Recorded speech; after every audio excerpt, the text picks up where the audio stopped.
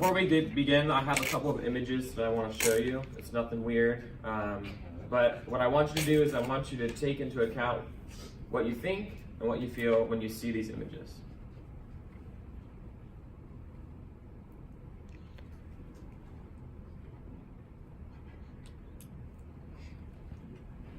My name is Daniel Longest, and this morning we're going to talk about organizational conflicts and culture change. We're going to talk about a couple of organizations, but my goal of this is to show you the consequences of mismanagement and the importance of participation in organizations. So before we get started, I want to go over what good workplace culture means. So here are some attributes of good stewardship, and stewardship is how you guide an organization. That stems from leadership as well as member participation. One of these things that stands out among the others is strong leadership. Leadership can play a huge role in driving the culture of an organization and its policies. And what are culture conflicts? Well, culture conflicts arise when policies are in place in an organization that are contrary to the values of its members and even its leadership. Think about, for example, at VCU, tuition hikes. A lot of us are discontent with that policy because it does not align with our values. I found a good quote from a firm called Human Synergenics. It says, organizational culture is often long-standing, entrenched, undocumented, hard to explain, and for most in the middle of it all, difficult to see. So that means even right now, there's a culture in our classroom, in VCU, in the school of business that's going on that we all like, and then there are some policies that are in place that we do not like. A good example of good workplace culture would be, in my experience, Apple. Apple has a number of part-time and full-time benefits that influence an innovative and open culture. They value inclusion and diversity, much like VCU, that helps to create the best product and the highest productivity. So what are the specific culture conflicts at VCU? Well, right now, among VCU's core values, there are 3 culture conflicts that I've identified, and that has to do with collaboration, integrity, and accountability. This could be different for any type of organization, but it's good to take a look at what your organization stands for in writing, as well for VCU's mission here, and to compare it to the policies that are in place and how they make you feel as a member. So, among all things, tuition hikes and property purchases are a big hot news object here at VCU, and they are contrary to a lot of the values that we hold. In specifics, these 3. Whenever you're in an organization and your leadership takes it in a different direction, you cause conflict, and therefore you lose productivity, whether it be in a firm, a nonprofit, or even at a university. You lose the productivity, and most importantly, the happiness of the members in the organization. You, as a leader, have a responsibility to align your company's or organization's values with your members in order to make them feel part of the organization.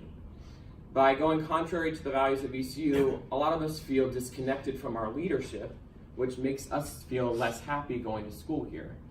In turn, the productivity impact is less enthusiasm to learn, less enthusiasm to go to class, discontentment with tuition prices. So those kind of things all factor into the culture. So how do we fix this? So leadership is key. In order to fix this, leadership must change and must reflect the values of the organization. In conclusion, culture change takes time, communication is key, and policies must reflect the values of the members. Thank you.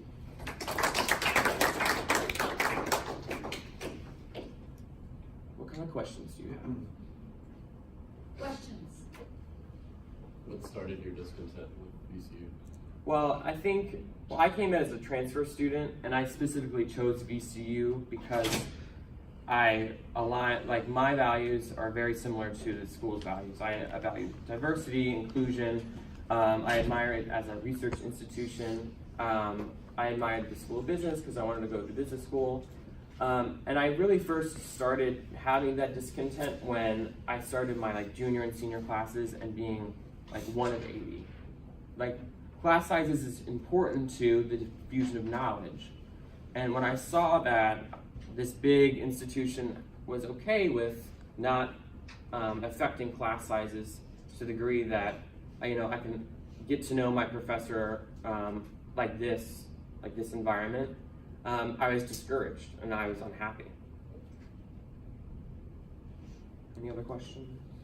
Do you feel that us transfer students are treated just as good as the others coming in?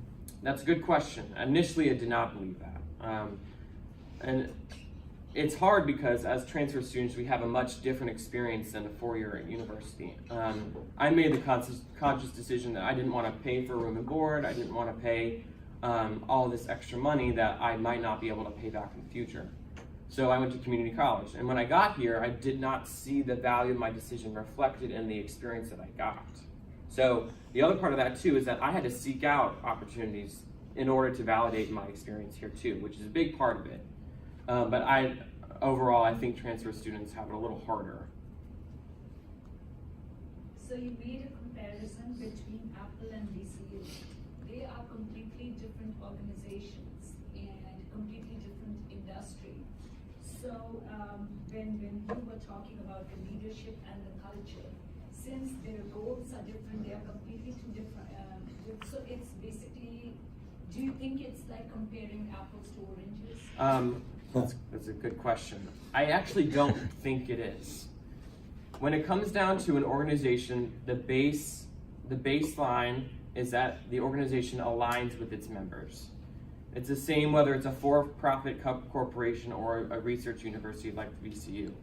And the impact is that you're going to get high productivity in any sector that you apply that was that model to. So, like in Facebook, they have a similar values as Apple, in that they want to create an open and innovative environment in order to create new products and refine what they do have.